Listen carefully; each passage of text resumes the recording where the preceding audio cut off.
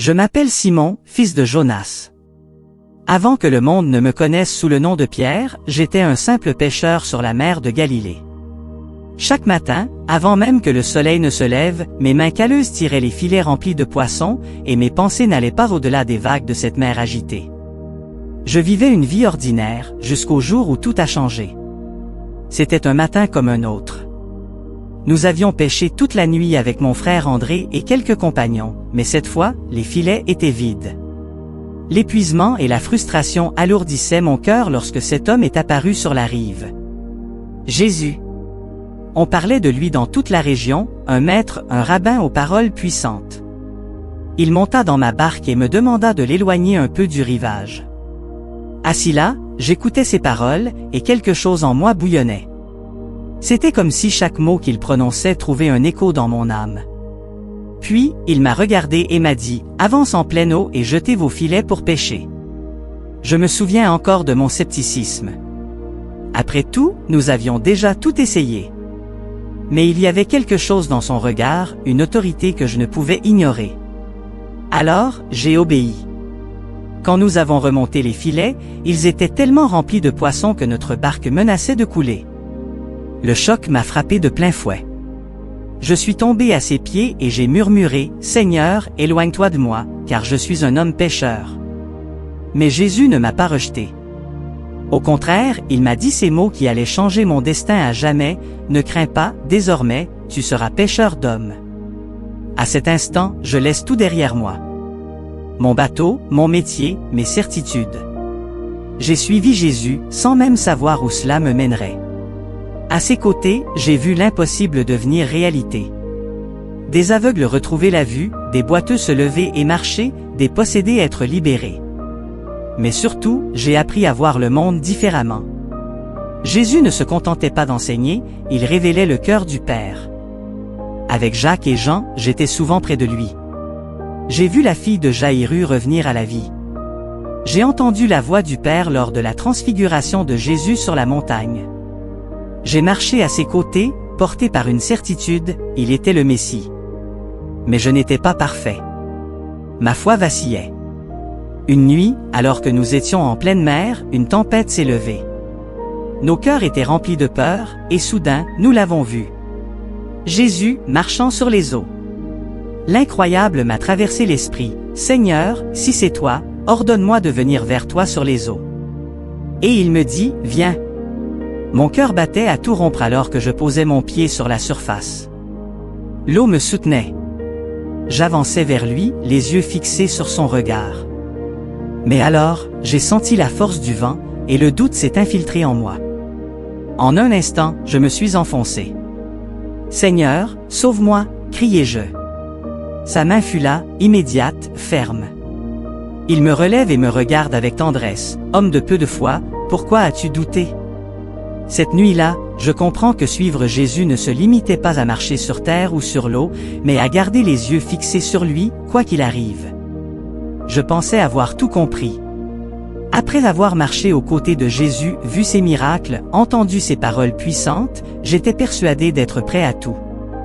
J'étais Pierre, celui à qui il avait dit, « Tu es Pierre, et sur cette pierre, je bâtirai mon église. » J'étais prêt à le suivre jusqu'au bout, du moins, c'est ce que je croyais.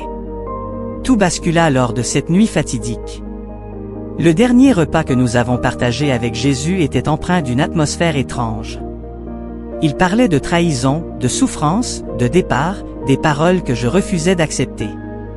Même si tous t'abandonnent, moi, je ne le ferai jamais, avais-je proclamé fièrement. Mais Jésus m'avait regardé avec une tristesse infinie et m'avait dit ces mots que je ne pouvais comprendre. « Pierre, cette nuit même, avant que le coq ne chante, tu m'auras renié 3 fois. » Non, impossible. Moi? Renier mon Seigneur? Jamaï. Mais la nuit avance, et tout s'accélère. Au jardin de Gethsémané, l'heure du combat était lieu. J'ai vu Judas arriver avec des soldats. Mon sang n'a fait qu'un tourner. Dans un élan de colère, j'ai dégainé mon épée et frappé l'un d'eux, lui tranchant l'oreille. Mais Jésus, même dans cette heure sombre, m'a arrêté, « Remets ton épée à sa place. » Puis, il a guéri l'homme que j'avais blessé.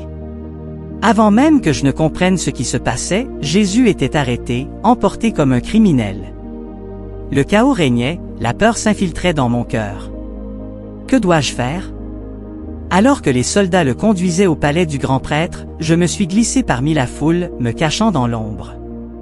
Je voulais savoir ce qui allait lui arriver, mais je ne voulais pas être reconnu. Je me suis assis près d'un feu, imposant de me fondre dans l'anonymat. C'est alors qu'une servante m'a pointé du doigt. « Toi aussi, tu étais avec Jésus de Nazareth. » Mon cœur s'est emballé. Le regard des autres s'est tourné vers moi. Et, dans un souffle, sans même y réfléchir, j'ai répondu. « Je ne sais pas de quoi tu parles. » Une première fois. Puis une autre voix s'est élevée, « Tu es l'un de ses disciples, je t'ai vu avec lui. » Je me suis raidi. Si j'admettais la vérité, allais-je être arrêté aussi? Allais-je être condamné comme lui? Mon instinct de survie a pris le dessus. Non. Je ne le connais pas. Une deuxième fois. Quelques instants plus tard, un homme a insisté, « Ton accent te trahit. Tu es galiléen, comme lui. » Cette fois, la panique m'a submergé. J'ai juré, crié, frappé le sol de rage. Je ne connais pas cet homme. Une troisième fois. Et à cet instant, le coq a chanté. Le son transperça la nuit comme une boiteuse. Mon souffle se coupe, mes yeux se levèrent, et au loin, dans la cour, Jésus tourna son visage vers moi. Son regard, ce n'était pas un regard de colère, ni de reproche. C'était un regard d'amour brisé. Je me suis figé. La vérité m'a frappé comme une vague violente. Je l'avais renié. Moi, Pierre. Celui qui avait juré lui rester fidèle. Celui qui avait dit qu'il donnerait sa vie pour lui. J'ai fui. Je me suis précipité hors de la cour, hors de la ville, loin des salutations. Mon cœur était en morceaux. Je suis tombé à genoux et j'ai pleuré. J'ai pleuré comme je n'avais jamais pleuré auparavant. J'avais échoué. Quand Jésus fut crucifié, j'étais absent. Trop honteux, trop écrasé par le poids de ma trahison. Quand on m'a dit qu'il était mort, tout mon être s'est effondré. L'espoir était parti. Mais alors, 3 jours plus tard, une rumeur a commencé à courir. Une rumeur folle, impossible? Le tombeau était vide. Puis, les femmes sont venues nous annoncer ce qui semblait inimaginable, Jésus était vivant. Mon cœur oscillait entre espoir et crainte. Et si c'était vrai? Et s'il m'avait pardonné? Je n'avais pas le temps de réfléchir. Soudain, il était là. Il se tenait devant nous. Jésus. Vivant, glorieux, rayonnant de lumière. Il nous regardait, et moi, je n'osais lever les yeux. Il m'a pardonné, mais quelque chose manquait encore.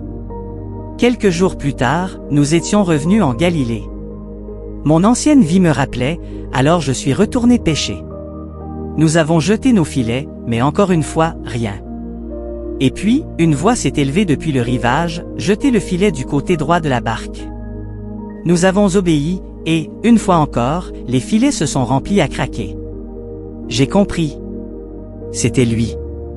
Sans attendre, j'ai plongé dans l'eau et nagé jusqu'au rivage. Là, assis près d'un feu de braise, comme celui où j'avais renié mon maître, il m'a regardé et m'a posé une question simple, mais déchirante. « Simon, fils de Jonas, m'aimes-tu » Je me suis figé. C'était une question bien plus profonde qu'elle n'en avait l'air. Il ne m'appelait pas Pierre. Il revenait à mon nom d'origine.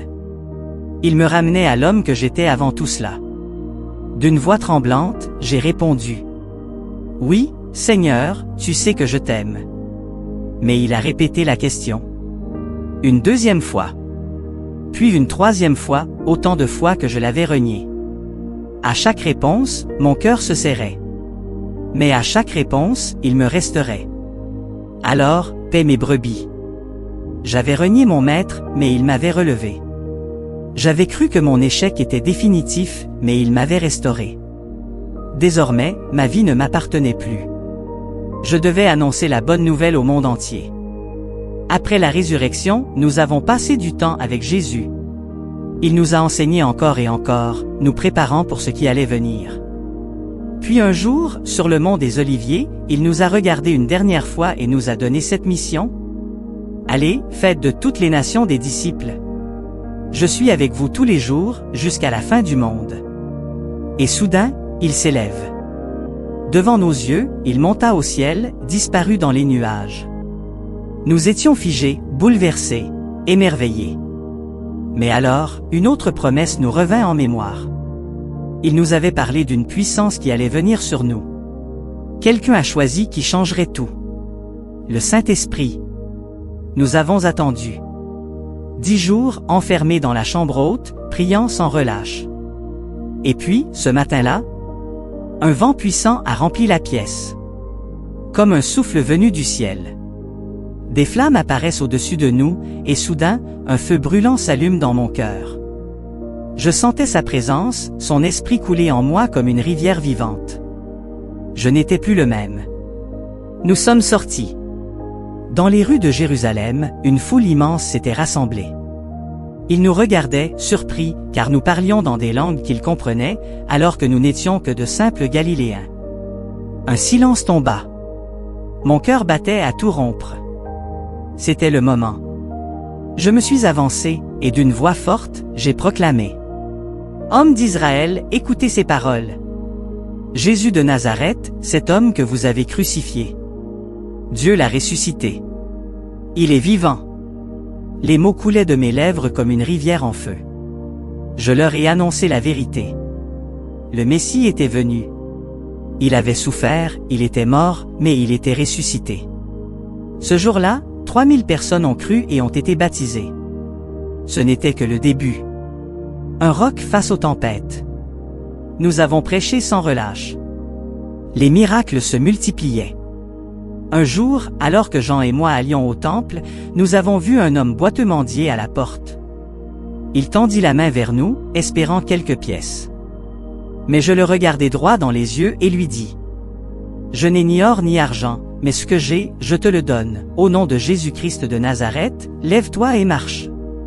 À l'instant, ses jambes se renforcèrent. Il se leva, courut, sauta de joie, louant Dieu à pleine voix. La ville entière fut bouleversée. Mais les chefs religieux n'aimaient pas ce qui se passait. Ils nous arrêtèrent, nous menacèrent, nous ordonnèrent d'arrêter de parler de Jésus. Mais comment aurions-nous pu nous taire? Je leur répondis avec audace. Jugez vous-même s'il est juste devant Dieu de vous obéir plutôt qu'à lui. Quant à nous, nous ne pouvons pas ne pas parler de ce que nous avons vu et entendu. Ils nous battirent, nous emprisonnèrent, mais rien ne pouvait arrêter l'Évangile. Puis vint un tournant. Jusqu'ici, nous avions prêché surtout aux Juifs. Mais Dieu avait un plan plus vaste. Un jour, alors que je priais sur un toit à Jaffa, j'ai eu une vision. J'ai vu un drap descendre du ciel, rempli d'animaux impurs selon la loi juive. Et j'ai entendu une voix me dire « Pierre, tu es mange. » J'étais choqué. Moi, un juif, mangeoire des animaux interdits? Impossible. Mais la voix insiste. Ce que Dieu a déclaré pur, ne le considère pas comme impur. À ce moment-là, des hommes frappèrent à ma porte. Ils furent ensuite d'un centurion romain nommé Corneille, un païen qui cherchait Dieu. Je comprends enfin. L'Évangile n'était pas seulement pour Israël, il était pour tous les peuples. Je suis allé chez Corneille, j'ai annoncé la parole, et devant mes yeux, le Saint-Esprit est descendu sur eux, exactement comme sur nous à la Pentecôte. Dieu ouvre les portes du salut à toutes les nations. Les années passèrent. L'Église grandissait, malgré les persécutions. J'écrivis des lettres pour encourager les croyants, leur rappelant que notre espoir n'est pas dans ce monde, mais en Christ. Mais je savais que mon temps approchait. Je fus arrêté à Rome sous l'empereur Néron. La persécution contre les chrétiens était plus féroce que jamais. Sur m'accusa, sur moi condamna.